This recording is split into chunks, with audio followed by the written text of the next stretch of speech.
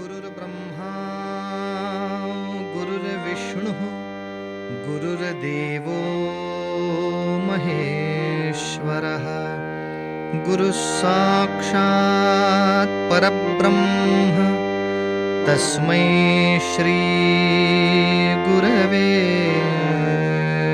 नमः।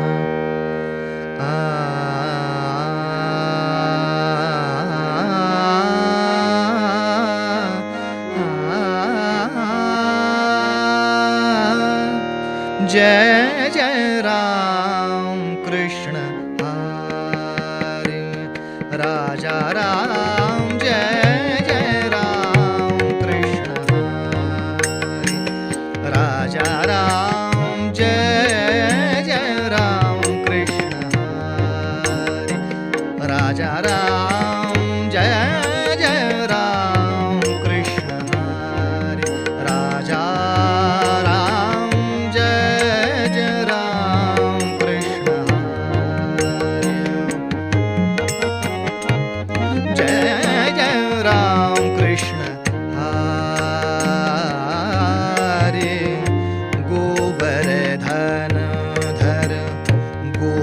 गोपालन रत गोवर्धन धर गोपालन रत गोकुल संकट हारी राजा राम, गोकुल संकट हारी राजा राम, जय जय राम कृष्ण हरे राजा जय जय राम कृष्ण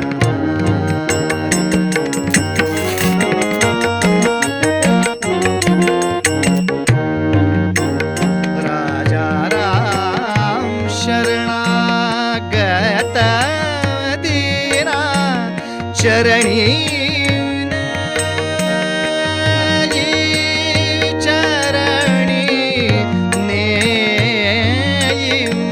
चरणी नेयि शरणागत दीना दीना शरणागत दीना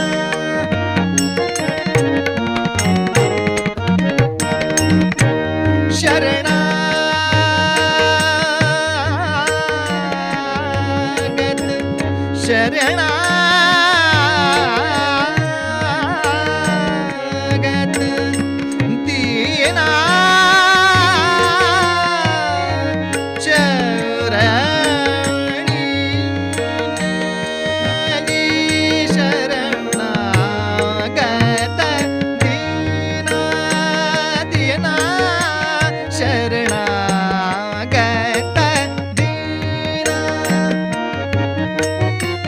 शरणागत दीना चरणी ने शरणागत दीना चरणी ने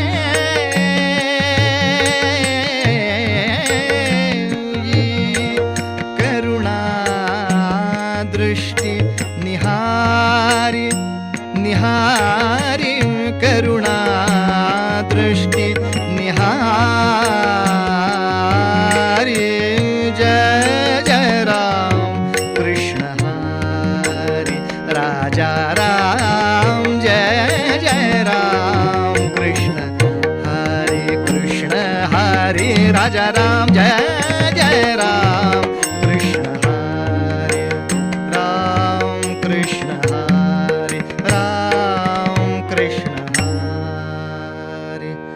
रघुपति राघव राजा राम, पतित पावन सीताराम रघुपति राघव राजा राम, पतित पावन सीताराम रघुपति राघव राजा राम, पतित पावन सीताराम रघुपति राघव राजा राम, पतित पावन सीताराम रघुपति राघव राजा राम, पतित पावन सीताराम रघुपति राघव राजा राम, पतित पावन सीताराम राजाधिराज रामचंद्र महाराज की जय।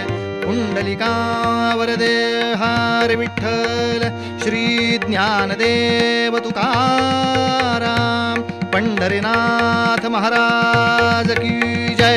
जय जय रघुवीर समर रघुवीर समर्थ, जय जय रघुवीर समर्थ.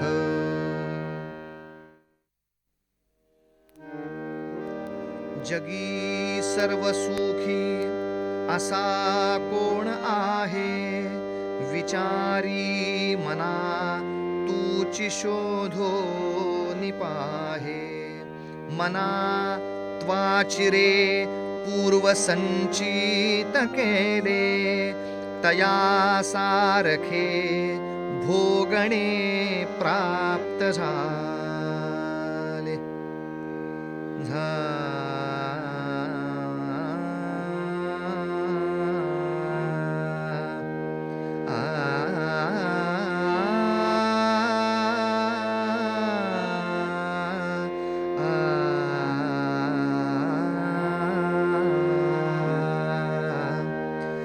जगी सर्व सुखी असा कोण आहे. जगी सर्व सुखी असा कोण आहे. जगी सर्व सुखी असा कोण आहे. विचारी मना तूची शोधोनी पाहे. विचारी मना तूची शोधोनी पाहे. जगी सर्व सुखी असा कोण आहे. जगी सर्व सुखी.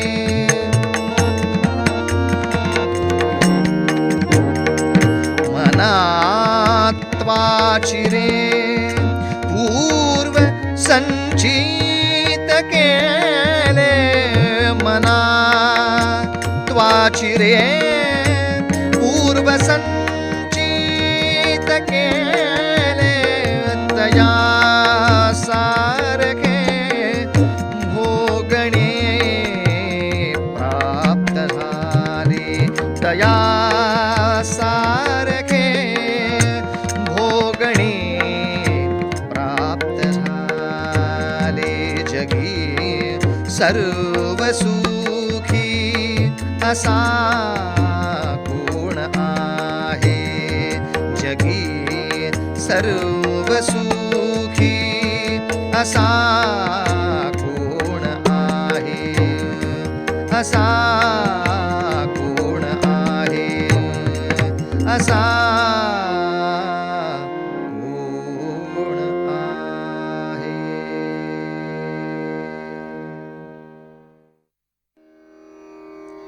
समर्थ रामदास स्वामींचा हा अत्यंत लोकप्रिय असा श्लोक आहे. जगी सर्व सुखी असा कोण आहे. ते आपल्या मनाला सांगतायत, बा मना, आपल्या आयुष्याचं गणित मांडताना नुसती दुःखांची यादी नको मांडूस, किंवा नुसती सुखांची सुद्धा यादी नको मांडूस. सुखही किती मिळालं पहा, दुःखही किती मिळालं पहा. सुदैव पाठीशी केव्हा उभं राहिलं तेही पहा. दुर्दैव सामोरं कधी आलं तेही पहा. खरंच प्रत्येकाच्याच आयुष्यात हा सुखदुःखाचा लपंडाव नेहमीच चालू असतो. सुदैव आणि दुर्दैव यांचा एक अजब मेळ महाभारतातल्या या व्यक्तिमत्वामध्ये आहे. आणि ते बहुचर्चित असं व्यक्तिमत्व म्हणजे महारथी कर्ण. या कर्णाचा जन्म थोडा दुर्दैवी आहे. ही घटना पाहिली तर तसा दोष कोणाचाच नाही हो, दोष नियतीचा. आपल्या हाती हळहळण्यापलीकडे काही राहत नाही. आता गोष्ट झाली अशी, ऐका. कुंती ही गोपालकृष्णाची आत्या, म्हणजे वसुदेवाची बहीण, राजा शूरसेनाची मुलगी. पण ही कुंती जाणती झालेली असताना, जाणती म्हणजे आता तिला समजू लागलं, अशा मोठ्या वयाची असताना शूरसेन राजानं त्याचा मित्र जो कुंतीभोज राजा त्या राजाकडे या मुलीला दत्तक दिली. कुंतीभोज राजानं कुंतीचं पालन उत्तम केलं, तिला वाढवलं, तिला शिकवलं. पण आपण एका परक्या घरात राहतो आहोत, आपण दुसऱ्याच म्हणजे मानलेल्या आईबाबांच्याकडे राहतो आहोत, ही जाणीव तिला सतत राहिली. या कुंतीभोज राजाकडे दुर्वास नावाचे ऋषी आले होते. त्यांची व्यवस्था पाहायची, हे सगळं काम कुंतीवर सोपवण्यात आलं. कुंतीनं ऋषींचं आदरातिथ्य आणि सर्व सेवा उत्तम केली. ऋषी प्रसन्न झाले आणि तिला एक आशीर्वाद दिला, एक मंत्र सांगितला आणि म्हणाले, कुंती, या मंत्राचा उच्चार करून ज्या देवाचं आवाहन करशील त्याच्या प्रभावानं तुला पुत्र होईल. हा आशीर्वाद देऊन दुर्वास ऋषी निघून गेले. अर्थात मंडळी, अहो, या मंत्राचं गांभीर्य कळावं इतकंही काही त्या कुंतीचं वय मोठं नव्हतं हो. तिनं कुतूहलापोटी मंत्र म्हणाला आणि सूर्याला आवाहन केलं आणि गडबड झाली हो, गर्भ राहिला. अशी काही विचित्र घटना झाली तर आपले सख्खे आईवडील सुद्धा काय म्हणतील ही भीती. आपण तर दुसऱ्या आईवडिलांच्याकडे राहतोय, या जाणीवेमुळे कुंतीला काही बोलता येईना. ती आपल्या सखीजनांच्या सोबत वनविहारासाठी म्हणून वर्षभर बाहेर गेली. दूर जाऊन वनातच तिनं या बालकाला जन्म दिला. बरं, जन्म झालेल्या या बालकाला आता मारून टाकावं इतकी ती क्रूरही नव्हती हो. मग काय करणार? मग त्या बालकाला एका टोपलीत घातलं आणि ती टोपली एका शांत अशा जलप्रवाहामध्ये तिनं सोडून दिली, अत्यंत दुःखानं. अर्थात जो जलप्रवाह संथ आहे, ज्या जलप्रवाहाच्या आसपास काही लोकवस्ती आहे, त्या वस्तीमध्ये हे पोर वाहत जाऊन कोणाच्या तरी हाती लागण्याचा संभव आहे, अशाच जलधारेमध्ये कुंतीनं त्याला सोडलं, त्याच्या नशिबावर सोडून. कारण काय हो, कुंतीसारखी अल्लड मुलगी परक्या बापाकडे, मग आता हे मूल घेऊन आपल्या घरी जायचं, त्या बाबांना सांगायचं आणि तिथे त्याला वाढवायचं, तेही शक्य नव्हतं. बरं, त्या मुलाला मारून टाकणं तेही कुंतीला शक्य नव्हतं. मग काय मार्ग राहतो? ते पाण्यामध्ये सोडून दिलेलं मूल म्हणजे हा महारथी कर्ण. या मुलाच्या अंगावर जन्मतःच तेजस्वी कवच होतं. एखादं चिलखत अंगात घातलेलं असावं असं एक कवच दिसायचं. कानामध्ये अतिशय तेजस्वी कुंडल होती. हे मूल वाहत वाहत वाहत हस्तिनापुराला आलं आणि तिथल्या एका सारथ्याला सापडलं. पूर्वी सारथ्याला, सारथी म्हणजे रथ चालवणारा, त्या सारथ्याला सूत म्हणायचे. त्या सूताचं नाव होतं अधिरथ. त्याला हा कर्ण सापडला. त्याने आपल्या घरी नेला आणि अधिरथ आणि त्याची पत्नी या दोघांनी या कर्णाला अत्यंत प्रेमाने सांभाळला. कर्ण हस्तिनापुरात आला आणि काय योगायोग आहे पहा हो. इकडं कुंतीचं स्वयंवर आरंभलं गेलं आणि त्या स्वयंवरात कुंती सुद्धा हस्तिनापुराच्या सम्राटाचीच पत्नी झाली. हस्तिनापूरचे सम्राट पंडू त्या स्वयंवराला गेले, त्यांना कुंतीनं वरमाला घातली. अर्थात या सम्राट पंडूंचं आणखीनही एक लग्न झालं. मद्र देशाची राजकन्या माद्री हिच्याबरोबर सम्राट पंडूंचा दुसरा विवाह झाला. या दोनही पत्नींबरोबर सम्राट पंडू एकदा वनविहारासाठी गेले आणि तिथे त्यांच्या हातून अजाणतेपणे नकळत एका ऋषींची हत्या झाली. तेव्हा त्या ऋषींकडून त्या पंडूला शाप मिळाला आणि त्या शापामुळे आता पंडूला पुत्रप्राप्ती शक्य नव्हती, अपत्यप्राप्ती शक्य नव्हती.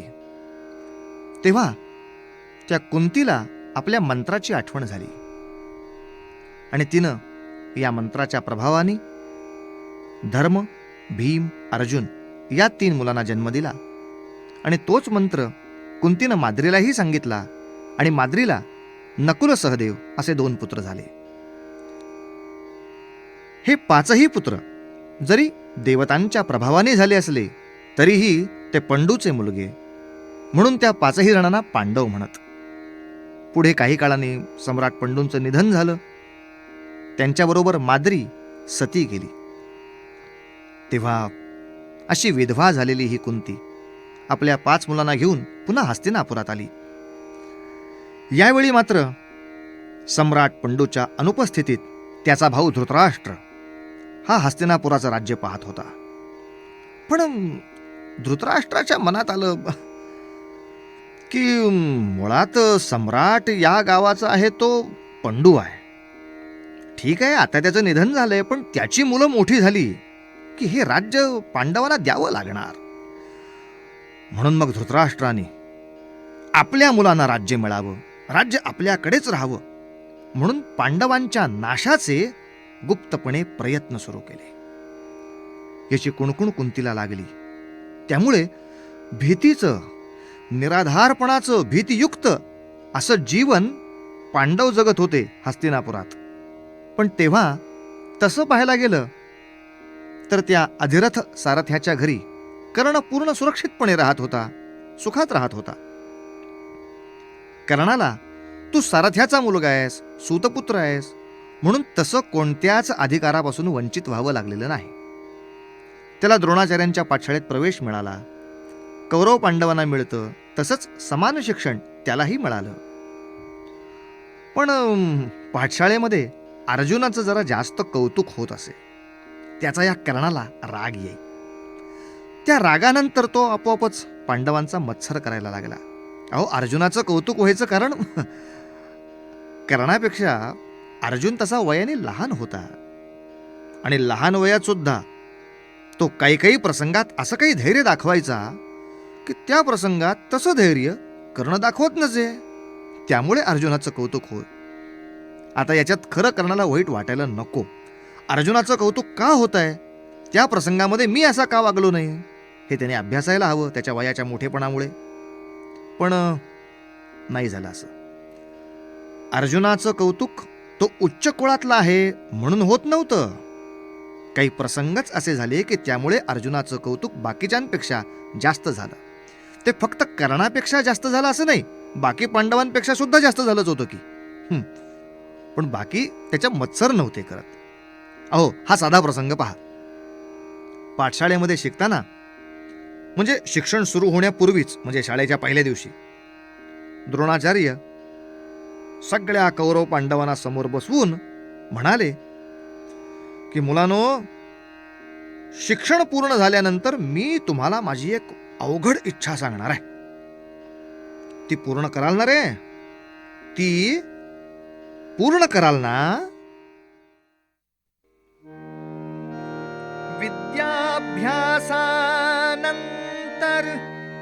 विद्याभ्यासानंतर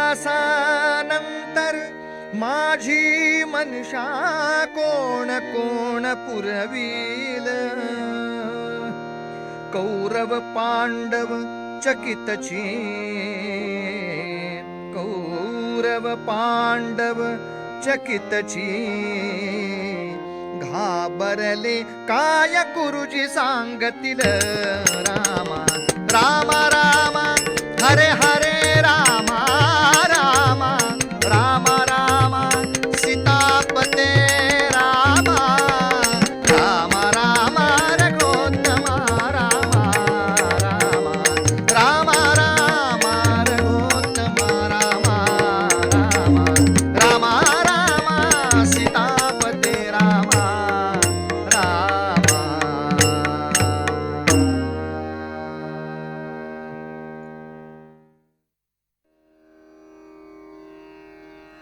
असा विचित्र प्रश्न गुरुजींनी विचारल्यानंतर त्याला उत्तर द्यायला कौरव उठले नाहीतच, पण पांडवही उठले नाहीत. कौरव म्हणजे धृतराष्ट्राची जी 100 मुलं होती ते सगळे कौरव, आणि ही पंडूची 5 मुलं ते पांडव. अर्थात यांच्याबरोबर अनेक विद्यार्थी होते की हस्तिनापुरातल्या सरदारांची मुलं, सेनापतीची, मंत्र्यांची मुलं. तसा सारथ्याचाही पुत्र तिथे होता. कोणीही उठून उभं राहिलं नाही.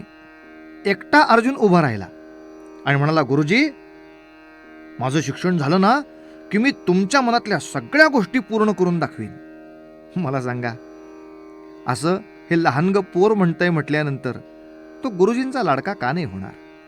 अर्थात शिक्षणामध्ये तर अर्जुनाने प्रावीण्य मिळवलं. सगळ्यांची परीक्षा घेण्यासाठी द्रोणाचार्यांनी एक दिवस शरसंधानाचा खेळ केला. एका झाडावर छोटासा पक्षी ठेवला आणि त्याच झाडावर फांद्या फांद्यांवरती अनेक चांगल्या चांगल्या गोष्टी ठेवल्या. मग विद्यार्थ्यांना बोलवलं, धनुष्य घ्यायला सांगितलं, बाण उचला. आणि गुरुजी सांगायचे, बघा रे, तुम्हाला त्या पक्षाचा डोळा फोडायचा आहे, एकाग्र व्हा, चला. प्रत्येकानं धनुष्य उचललं. धनुष्य उचललं की गुरुजी विचारत, काय रे, त्या झाडावर आणखीन काय काय तुम्हाला दिसतंय? मग सगळे विद्यार्थी वेगवेगळ्या वस्तूंची नावं सांगत, या फांद्यांवरती शेले ठेवलेत, या फांद्यांवर दागिने ठेवलेत, असं सांगायला लागलं की गुरुजी त्यांना बाजूला काढत, चला, आपला क्रमांक उद्या येईल. एकटा अर्जुन म्हणाला, गुरुजी, या क्षणाला मला फक्त त्या पक्षाचा डोळा दिसतोय. आणि मग गुरुजींनी त्याला संमती दिली. त्यांनी शरसंधान केलं. पण या परीक्षेच्या वेळेला असं एकाग्र होणं, आधी गुरुजीने सांगितलंय ना की पक्षाचा डोळा फोडायचा आहे, मग तिथे बघायला सुरुवात करणं हे त्या परीक्षेच्या वेळेला कर्णाला जमलेलं नाही, असं महाभारताच्या मूळ संहितेत आहे. आता काही लोक काय करतात, आपल्या मनाने आणखीन काही खोट्या गोष्टी लिहितात आणि मग सांगतात, काय झालं, ती परीक्षा होती ना तेव्हा तो कर्ण गावाला गेला होता. हो, आणि मग तो गावाहून जेव्हा परत आला ना तेव्हा त्याला कळलं की अरे, एक पक्षाचा डोळा फक्त फोडला अर्जुनाने. मग कर्णाने काय विचारताय, अरे स्वतःच्या डोळ्यावर पट्टी बांधून घेतली आणि त्याच पक्षाचे दोन्ही डोळे फोडून टाकले. आहे का नाही? अरे च्या, आपल्या मनाला असं वाटतं, एवढं जर त्याला करून दाखवायचं होतं, एकट्याने कशाला केलं? गुरुजींना बोलवायचं आणि सांगायचं, मी काल अनुपस्थित होतो, तेव्हा आज मी दाखवतो मला काही येतं ते. काय आहे, या गोष्टी काही महाभारतात लिहिलेल्या नाहीत. तेव्हा लोकांचा उगाच गैरसमज करून देण्यासाठी अशा असत्य कथा सांगण्यात काही अर्थ नाही. खरंच एवढं शरसंधान उत्तम करणारा जर कर्ण होता, अर्जुनापेक्षा जर धाडसी होता, अर्जुनापेक्षा जर शूर होता, तर पुढची एक सत्य घटना आहे का? त्याच्यामध्ये काय पराक्रम पाहायचा तो दिसेल. प्रसंग अगदी छान आहे. द्रोणाचार्यांनी आपल्या शिष्यांची परीक्षा घेण्यासाठी खूप प्रकार केले. एक खोटी मगर तयार केली आणि ती पाण्यामध्ये ठेवली. सकाळी सगळेजण नदीवर गेले स्नानाला. तेव्हा गुरुजींनी मुद्दाम त्या मगरीच्या तोंडात आपला पाय टाकला आणि ओरडायला सुरू केला, अरे वाचवा, अरे वाचवा, अरे वाचवा, माझा पाय मगरीनं पकडला रे, वाचवा रे, वाचवा. धावा धावा मला वाचवा,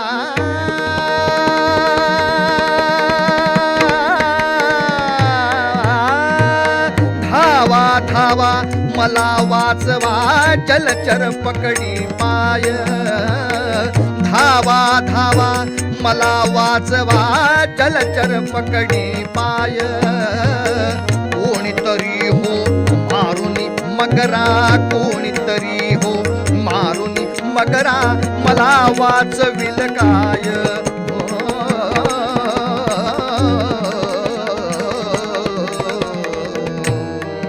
तेव्हा सर्वही पळती, तेव्हा सर्वही पळती, अर्जुन धैर्यशाली होती.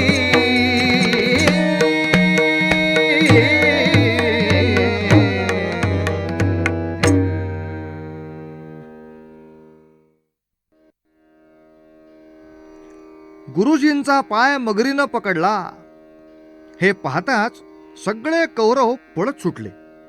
म्हणले, आता आपण भीष्माचार्यांना जाऊन सांगू, आजोबांना जाऊन सांगू, सैनिक घेऊन येऊ, म्हणजे ते मगराला मारतील. सगळे पळाले. सज्जन हो, ऐकायला थोडं वाईट वाटेल, पण या सगळ्यांबरोबर कौरवांबरोबर कर्णही पळालाच. पण एकटा अर्जुन तिथे उभा राहिला आणि त्यांनी एका मागे एक त्या मगरीवर बाण चालवले. हा. मग गुरुजींनी सांगितलं, अरे मगर खोटीच आहे, पण तुम्ही ऐन वेळेला धैर्य दाखवू शकता का नाही याची ही परीक्षा होती. मग मला सांगा, आता या अर्जुनाचं कौतुक का होऊ नये? तो गुरुजींचा लाडका का असू नये? अगदी विद्यार्थी दशेतला शेवटचा प्रसंग.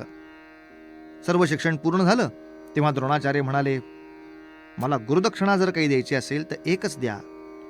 द्रुपद राजांनी पूर्वी माझा अपमान केलाय, त्या अपमानाचा सूड मला घ्यायचा आहे. त्यामुळे तुम्ही माझे शिष्य म्हणून द्रुपदावर चाल करून जा आणि त्याचा पराभव करा, त्याला बंदिवान करून आणा.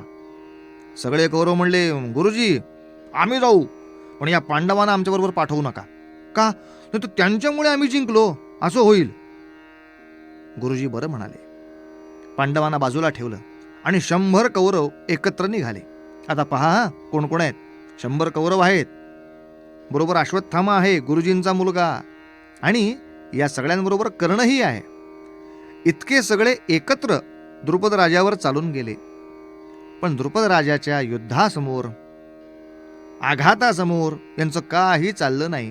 हे सगळे पळून मागे आले. मग नंतर द्रोणाचार्यांनी पांडवांना पाठवलं फक्त, आणि ह्या 5 जणांनी जाऊन आपलं शौर्य दाखवलं, द्रुपद राजाला बंदिवान केला आणि गुरुजींच्याकडे घेऊन आले. पहा, आता आपला पराक्रम दाखवायला आपल्याला कोणी मनाई केली होती का? तेव्हा योग्य वेळी आपण आपला पराक्रम दाखवायचा नाही, आणि दुसऱ्याने दाखवला त्याचं कौतुक झालं म्हणून मग मत्सर करायचा. तेव्हा या मत्सराचं काय आपण कौतुक करणार? या मत्सराचं काय कौतुक करायचं? कवच कुंडल युद्ध अंश भास्कराचा, कवच कुंडल युद्ध अंश भास्कराचा, असुनी झाला तो पुत्र सारथ्याचा, असुनी झाला तो पुत्र सारथ्याचा.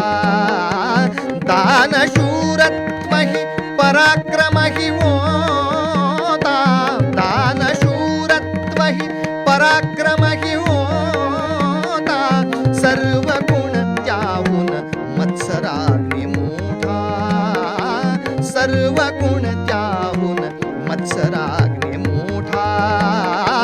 कवच कुंडल युद्ध अंश भास्कराचा, कवच कुंडल युद्ध, कवच कुंडल युद्ध अंश भास्कराचा.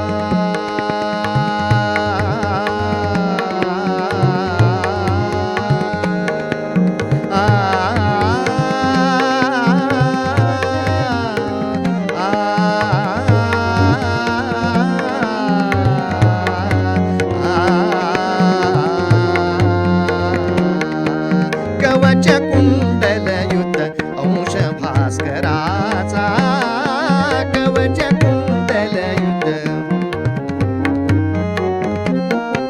कवच कुंडल युद्ध अंश भास्कराचा. असुनी झाला तो पुत्र सारथ्याचा, असुनी झाला तो पुत्र सारथ्याचा. दानशूरत्व हि पराक्रम हि होता, दानशूरत्व हि, दानशूरत्व हि पराक्रम हि होता.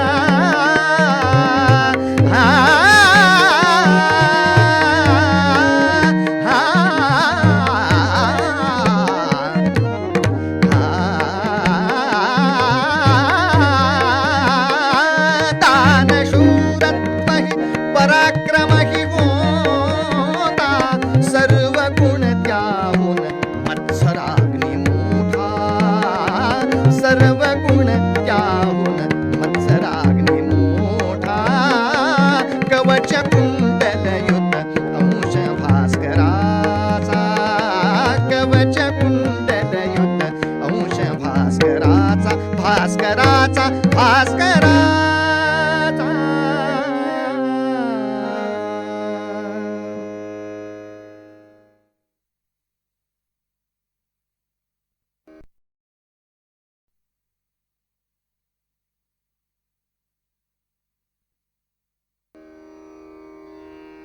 कौरव पांडव आणि सर्व शिष्यांचं शिक्षण जेव्हा पूर्ण झालं तेव्हा त्यांच्या विविध गुणदर्शनाचा एक कार्यक्रम ठरवला गेला.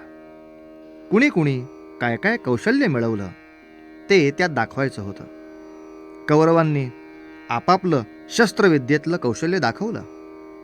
पांडवांनी सुद्धा आपापलं कौशल्य दाखवलं, शस्त्रविद्या दाखवली. एक लक्षात ठेवलं पाहिजे की ही संधी त्या समारंभात कर्णाला सुद्धा मिळाली होती. कर्णालाही जे जे त्याला धनुर्विद्येतलं कौशल्य होतं ते दाखवायला संधी मिळाली होती. पण कर्णाला गुणदर्शनाची संधी नाकारलेली नाही हे लक्षात घेऊन ऐका. ते विविध गुणदर्शन झाल्यानंतर तो द्वंद्व करायची इच्छा करायला लागला आणि म्हणायला लागला, मी अर्जुनाशी द्वंद्वयुद्ध खेळणार आहे, त्याची मला परवानगी द्या. हा, आता ही परवानगी मात्र कृपाचार्यांनी अत्यंत नम्रपणे नाकारली. समारंभ आहे कला दर्शनाचा, नव्हे द्वंद्वयुद्धी कुणा मारण्याचा. जरी द्वंद्व करणे असे रे मनात, तरी तेची होते समानी कुळात.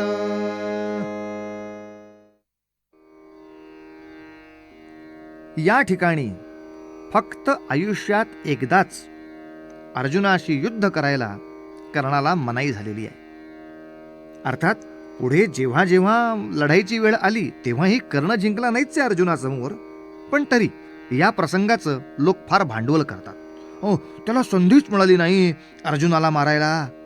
अहो, द्वंद्व खेळायचा असेल तर त्याला काही नियम असतात. कुस्तीला असतात, बॉक्सिंगला असतात.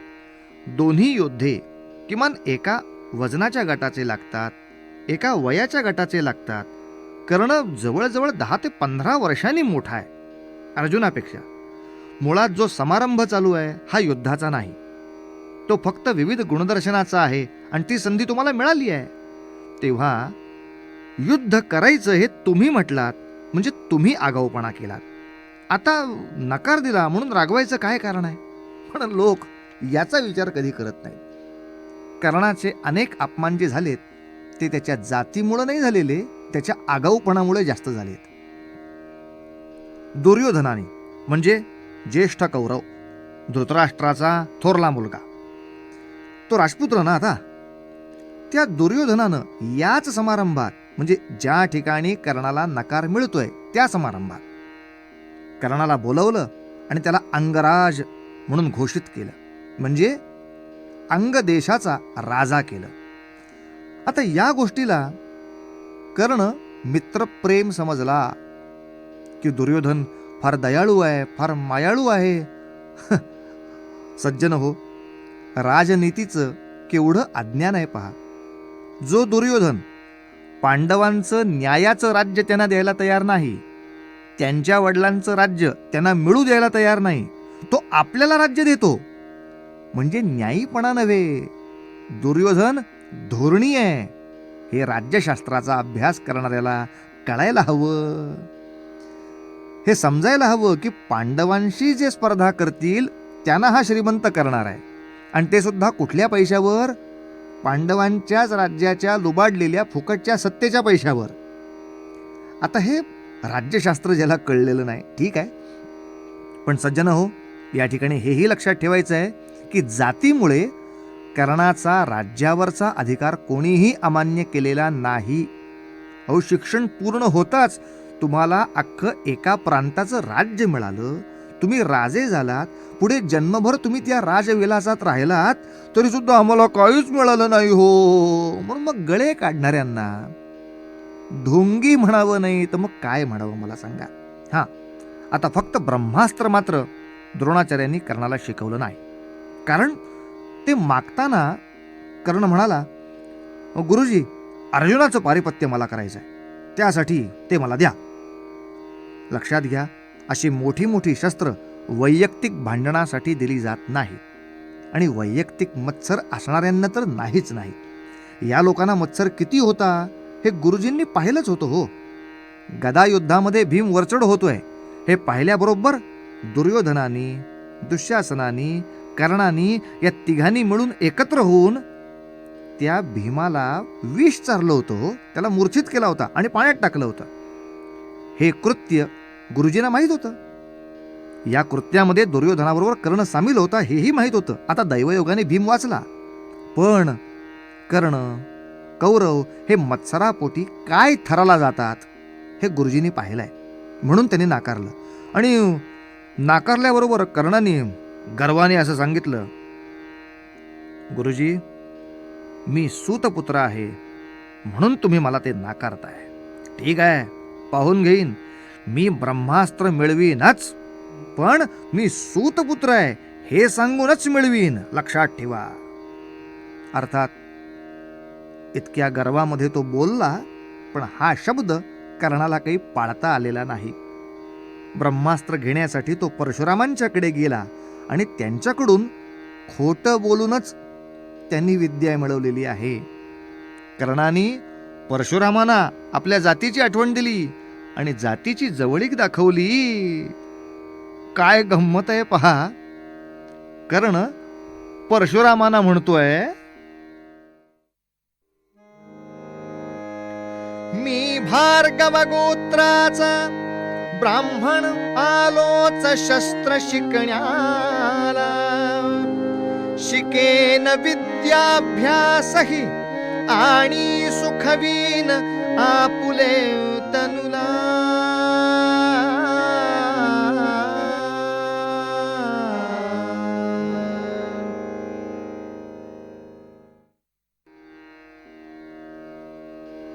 भार्गव परशुरामांना मी ब्राह्मण आहे असं सांगून कर्णांनी ब्रह्मास्त्र मिळवलं. आता काही लोक म्हणतील, काय करणार हो, तो सूतपुत्र होता ना, म्हणून त्याला ती विद्या मिळत नव्हती, तेव्हा मग दुसऱ्याकडे जाऊन खोटं बोलून त्यांनी मिळवली, तर मग काय बिघडलं? हो, बिघडलं कुठेच नाही, पण सूतपुत्र म्हणूनच मी ती मिळवीन अशी बडबड तरी करायला नको होती. कसंही करून मिळवीन असं तरी म्हणायचं होतं. ठीक आहे, ब्रह्मास्त्र शिकला. पण जेव्हा परशुरामांना कळलं की कर्ण असत्य बोलला होता, तेव्हा मात्र परशुरामांनी त्या शस्त्राला बंधन घातलं. ते म्हणाले, तू माझी सेवा केली आहेस त्याचं पुण्य तुला मिळेल, तू विद्या शिकलास त्याचं फळही मिळेल, पण असत्य बोललास यासाठी सुद्धा काही मोजावं लागेल.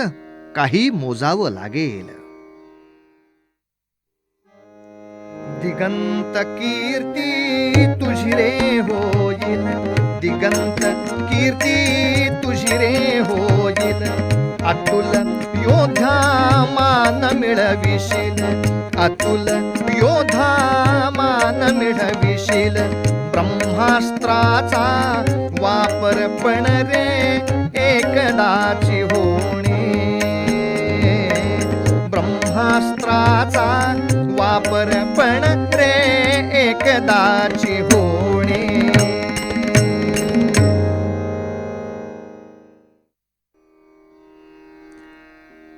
विविध गुणरचनाच्या प्रसंगात ते द्वंद्व झालं नाही ते बरं झालं असं आता आपल्याला पटेल. कारण जेव्हा तो समारंभ झाला तेव्हा अर्जुनाला ब्रह्मास्त्र येत होतं, फक्त कर्णालाच येत नव्हतं. त्या समारंभानंतर कर्णाने ते मिळवलंय, म्हणजे त्या द्वंद्वाच्या दिवशी कर्णाची पुण्यतिथीच करावी लागली असती. असो, तेव्हा असा ब्रह्मास्त्रयुक्त अंगदेशाचा राजा कर्ण हा दुर्योधनाच्या कपटामध्ये, अधर्म कर्मामध्ये सतत सहभागी झाला.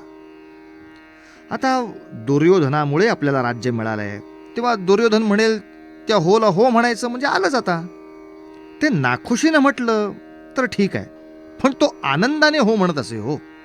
यात मात्र माणसाची थोडी हीन प्रवृत्ती दिसते. एखाद्याचा उपकार आपल्यावर आहे तेव्हा त्याच्या निंद्यकर्मात त्याला साथ द्यावी लागतीये, ठीक आहे, पण ती नाखुशीनं हवी ना. इथे कर्ण कित्येक वेळेला दुर्योधनाला प्रोत्साहन द्यायचा वाईट वागायला. खरंच शूर माणसं व्यक्तिगत स्वार्थाला बळी पडली की अशी आसुरी होतात ते आपल्याला दिसतं. दुर्योधनानं पांडवांना नष्ट करण्याचे खूप प्रयत्न केले. वारणावत नावाच्या तीर्थक्षेत्री त्यांना पाठवलं आणि ते राहत होते तो सगळा वाडा जाळून टाकला. अर्थात या जाळपोळीतून सुद्धा पांडव वाचले. पुढे 12 वर्ष ते रानुमाळ भटकत होते. या मत्सरी कौरवांच्या पासून, त्यांच्या सेनाधिकाऱ्यांच्या पासून आपला जीव कसाबसा वाचावा म्हणून गावोगाव हिंडत होते, भिक्षा मागून जगत होते. तेव्हा कर्ण ती 12 वर्ष राजसुखात होता. कोण दुर्दैवी, कर्ण की निराधार पांडव? असो, या मध्यंतरीच्या काळात कलिंग देशचा राजा चित्रांगद यांनी आपल्या कन्येचं स्वयंवर मांडलं. त्या ठिकाणी कर्ण गेला होता. पण या स्वयंवरात पांडव किंवा यादव म्हणजे गोपाळकृष्णांकडचे हे कोणीही आलेले नव्हते. म्हणजे सज्जन हो, लक्षात घ्या की भारतातले सगळे राजे सगळ्या स्वयंवरांना काही जात नसत. म्हणजे आपले लोक टिंगल करायला मोकळे, काय भारतातले राजे आपल्या कुठल्या तरी मुलीचं स्वयंवर कळलं किती घाले तसं नव्हतं. तेव्हा या चित्रांगद राजाच्या कन्येच्या स्वयंवराच्या ठिकाणी कर्ण आला होता. त्यासाठी जो आवश्यक पण होता तो त्याने जिंकला. त्या दोघांचा विवाहही झाला. त्या समारंभानंतर मात्र समस्त राजमंडळाशी युद्ध करून सगळ्या राजांना कर्णाने नमवलं. हे शौर्य कर्णाकडे आहेच, प्रश्नच नाही. पण कर्णाचं शौर्य यादवांहून म्हणजे कृष्णापेक्षा आणि पांडवांच्या पेक्षा श्रेष्ठ होतं अशी बतावणी सहसा कोणी करू नये. सत्य इतिहास पाहावा. कारण हा विवाह झाल्यानंतर पुढे द्रौपदीचं स्वयंवर आलं. या स्वयंवरात पांडव यात्रेकरूच्या वेशात होते. आता त्या ठिकाणी कृष्णही आले होते, दुर्योधन कर्ण हेही आले होते. आता गंमत बघा हा. स्वयंवराचा समारंभ सुरू होण्यापूर्वी तो द्रौपदीचा भाऊ दृष्टद्युम्न तो उभा राहिला आणि त्यांनी स्वच्छपणे सर्वांना सांगितलं की बाबानो, या ठिकाणी द्रौपदीच्या स्वयंवरासाठी असा पण आहे की या छताला एक चक्र टांगलंय, त्याच्यावर एक मासा बांधलाय. हे चक्र फिरत राहणार आहे. तेव्हा ते फिरतं चक्र पाहायचं आहे. पण त्या चक्राखाली एक पाण्याची परात ठेवली आहे. त्या चक्राचं प्रतिबिंब पाहायचं आहे. पाण्यात चक्र पाहायचं आणि त्या मत्स्याला भेदायचं नाही, त्या मत्स्याचा डोळा फोडायचा आहे. मात्र हे कौशल्य दाखवण्यासाठी आम्ही आमंत्रित केलेल्या राजांपैकीच जो कुळाने, रूपाने, गुणाने आणि बलाने आमच्या कुळाला युक्त असेल किंवा आमच्यापेक्षा श्रेष्ठ कुळाचा असेल त्यालाच द्रौपदी वरेल, त्यालाच द्रौपदी वरेल. वंदनास करुनी मग बोलला, द्रौपदीस वरण्या पण लाविला. मंडळास विनवी युवराज तो, वर आम्ही कुळीचाच निवडितो.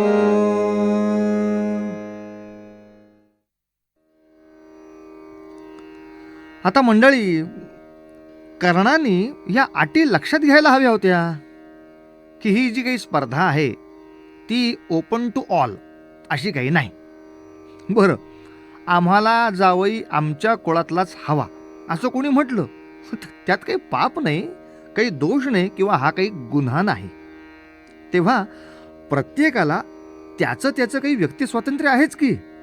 आधी आपण नको त्या पंक्तीत बसायचं आणि मग मला जातीवरनं उठवलं हो असं म्हणायचं, हा आपला आगाऊपणा. पुन्हा कर्ण जर एवढा उदार म्हणायचा तर मग द्रौपदीच्या व्यक्ती स्वातंत्र्याचा त्याला राग येतो, मग कसला औदार्य म्हणायचं मला सांगा.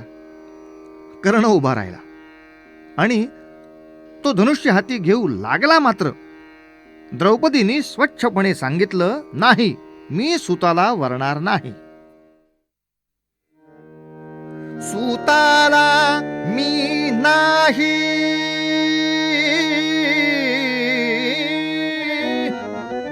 सुताला मी नाही, नाही वरणार सत्य ऐकावे.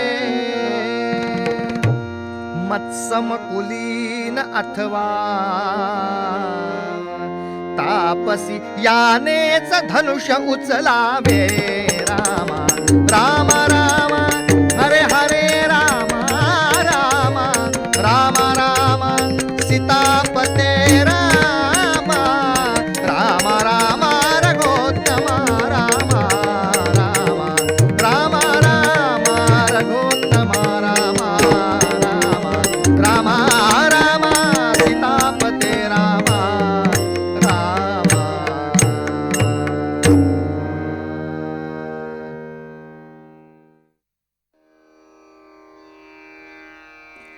द्रौपदीनं नकार दिला आणि कर्णानं धनुष्य टाकून दिलं. प्रसंग ऐकायला मोठा छान आहे, पण सज्जन हो, एक गोष्ट सांगण्यासारखी अशी आहे की आज आपल्याला महाभारताचा अभ्यास करण्यासाठी 3 प्रती उपलब्ध आहेत महाभारताच्या. त्यापैकी सर्व संशोधकांनी जी संशोधित आवृत्ती संपादित केली आहे त्यामध्ये असा काहीतरी द्रौपदीनं नकार दिलाय मग कर्णाने धनुष्य टाकलंय हा श्लोक नाहीच आहे. पण काय करणार, सत्याची चाड न बाळगणारे काही असतात हो, आणि मुद्दाम प्रक्षिप्त श्लोकच घ्यायचे आणि त्याच्यावर प्रसंग रंगवायचे, हे त्यांचे उद्योग असतात. या उलट ज्या महाभारताच्या आपल्याकडे 3 संशोधित प्रती उपलब्ध आहेत, सर्व अभ्यासकांनी मान्य केलेल्या ज्या प्रती आहेत त्या 3ही प्रतीत पुढे एक श्लोक आहे, पुढे एक श्लोक आहे, आणि तो असा आहे. आता गंमत पहा, त्या श्लोकाचा अर्थ सांगतो. त्या श्लोकाचा अर्थ असा की जेव्हा ब्राह्मण वेशातला म्हणजे तापसी वेशातला अर्जुन मत्स्यभेद करायला उठला तेव्हा सगळे राजे म्हणायला लागले, अरे जे धनुष्य शल्य दुर्योधन कर्णासारख्या सुद्धा योद्ध्यांना पेललं नाही, शरसंधान करता आलेलं नाही, ते धनुष्य हा तापसी कसा काय पेलणार, असा त्या श्लोकाचा अर्थ आहे. आणि हा श्लोक, या वर्णनाचा श्लोक 3ही प्रतीत आहे. म्हणजे याचा अर्थ असा की संशोधकांनी ज्या प्रती 3ही दिल्या त्यानुसार कर्ण आधीच फजित झालेला आहे. पण काय आहे, 3 पैकी एकाच प्रतीमध्ये असणारा श्लोक घ्यायचा, कारण कर्णाला द्रौपदीवर अकारण राग करायला यांना काहीतरी कारण पाहिजे ना.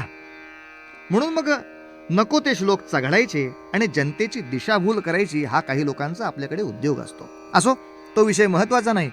अर्जुन तापसी वेशात पुढे आला, त्याने धनुष्य उचललं आणि पाण्यातलं प्रतिबिंब पाहून छताला टांगलेल्या चक्रावरच्या मत्स्याच्या नेत्राचा भेद केला. त्यांनी पण जिंकला होता. द्रौपदीने त्याला माळ घातली. मग चिडून जाऊन सगळ्या कौरवांनी, कर्णासह सगळ्या कौरवांनी पांडवांवर चाल केली. अरे तो तापसी म्हणजे अर्जुन आहे, त्याच्याबरोबर आलेले सगळे आहेत ते पांडव आहेत, हे सगळ्यांनी ओळखलं.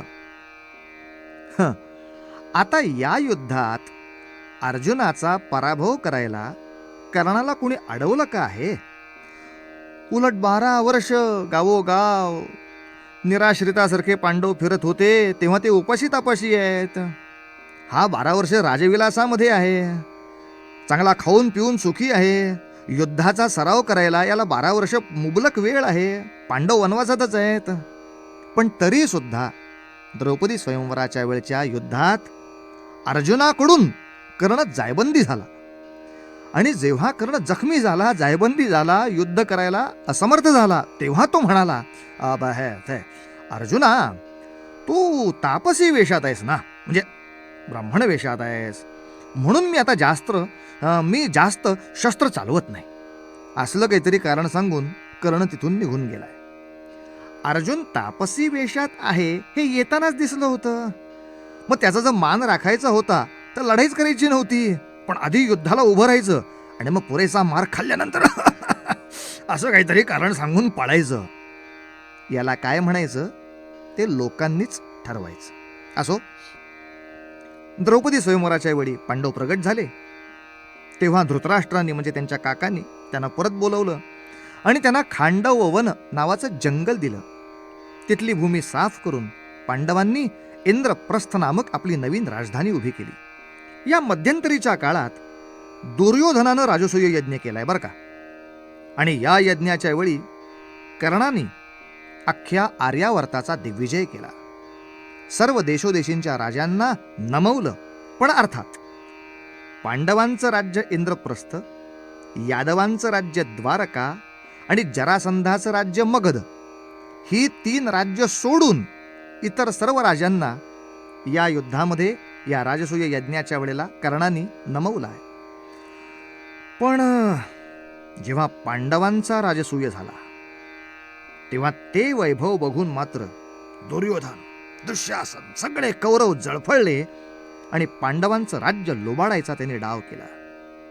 आणि तो डाव म्हणजे कपट, द्यूत खेळणं आणि जुगारात पांडवांना हरवणं. या पापी भित्र्यासारख्या अशा कृत्याला सुद्धा दुर्योधनाचा मित्र असून सुद्धा कर्णाने साथ दिली हो. कर्णाने खरं सांगायला हवं होतं, दुर्योधना, युद्धानं आपण जर सगळं जिंकलं तर शौर्य होईल, अन्यथा कपटीपणाचा दोष आपल्या पदरी येईल. हे शहाणपण मित्र या नात्याने सांगायला काय हरकत होती. पण नाही, त्या जुगाराच्या प्रसंगात, द्यूताच्या प्रसंगात कर्ण जे काही वागला ते आपण आधी पाहिलं पाहिजे आणि मगच त्याच्या करुणामय मृत्यूमुळे वाईट वाटून घेतलं पाहिजे. जुगारामध्ये पांडव राज्य हरले, खजिना हरले. शेवटी धर्मराजांनी द्रौपदी डाबावर लावली, द्रौपदीही तो हरला. दुर्योधनाला फक्त द्रौपदीचा अपमान करायचा होता. म्हणून दुर्योधनाने आज्ञा केली, दुःशासना, द्रौपदीला भर सभेत ओढून आण. तिला भर सभेत केसाला धरून हिसडे मारत ओढून आणली. सगळ्या सभे देखत दुर्योधन म्हणाला, द्रौपदी माझी बायको हो. इथपर्यंत दुर्योधन बोलला. पण कर्ण त्यांनी मात्र याच्या पुढचा नीचपणा केला. हे पहा मंडळी, पांडव दास जरी झाले होते तरी ते दुर्योधनाचे झाले होते, कर्णाचे नव्हेत. अहो, भीष्म, द्रोणाचार्य हे कोणीही त्यांच्या संरक्षणासाठी उभे नाहीयेत. गांधारी, कुंती या राजमाता तिथे आहेत, त्या बोलत नाहीयेत. अशा असहाय्य अवस्थेमध्ये एक स्त्री आहे, कोणी का स्त्री असे ना, अशा असहाय्य अवस्थेत उभ्या असलेल्या द्रौपदीला पाहून कर्ण खदखदा हसत उठला आणि वाटेल ते बाष्कळ बोलायला लागला. वाटेल ते बाष्कळ बोलला. खद खद हसत उठला तो खळ, खद खद हसत उठला तो खळ, खद खद हसत उठला तो खळ. काय बोलला बडबड बाष्कळ, काय बोलला बडबड बाष्कळ. खद खद हसत उठला तो खळ, खद खद हसत उठला तो खळ.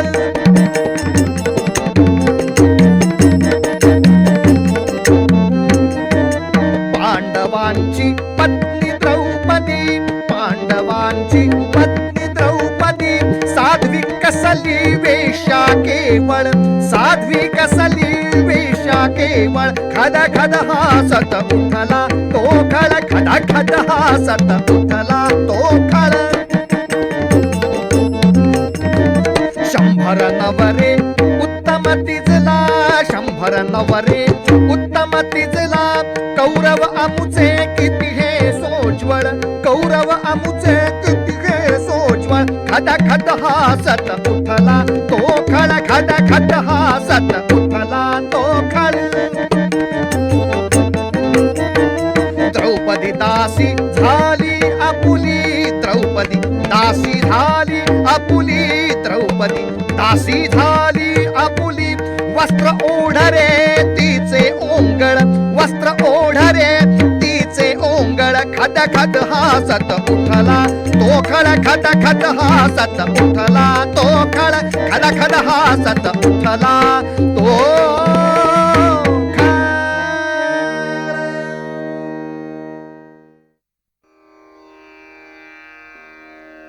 महारथी कर्णाचं हे बोलणं ऐकल्यानंतर त्याला महापुरुष कसं म्हणावं अशी शंका वाटायला लागते.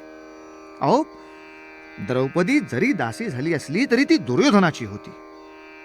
दुर्योधनाची इच्छा इतकीच होती, द्रौपदीला सभेत आणवावं आणि तिचा अपमान करावा, बस. पण त्याने केलेला अपमान कर्णाला पुरेसा वाटला नाही.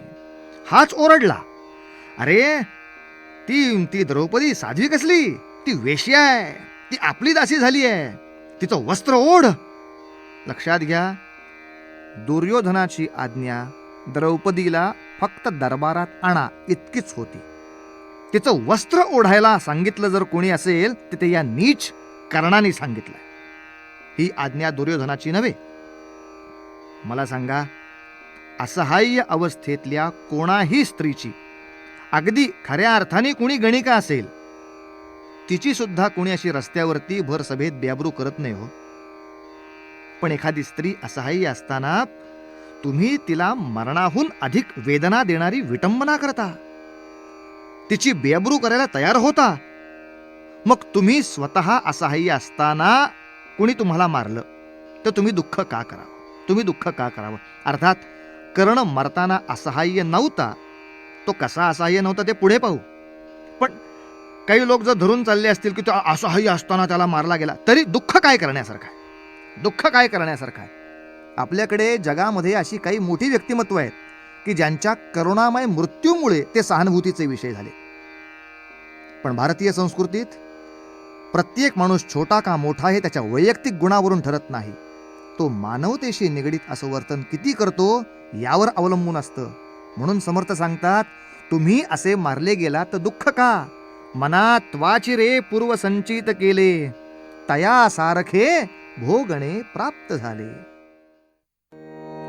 जगी सर्व सुखी असा कोण आहे, जगी सर्व सुखी असा कोण आहे, जगी सर्व सुखी असा कोण आहे, विचारी मना तुझी शोधून पाहे, विचारी मना तुझी शोधून पाहे, जगी सर्व सुखी असा कोण आहे, जगी सर्व सुखी असा कोण आहे, मनात्वाची रे पूर्व संचित केले, मनात्वाची रे पूर्व संचित केले, तयासारखे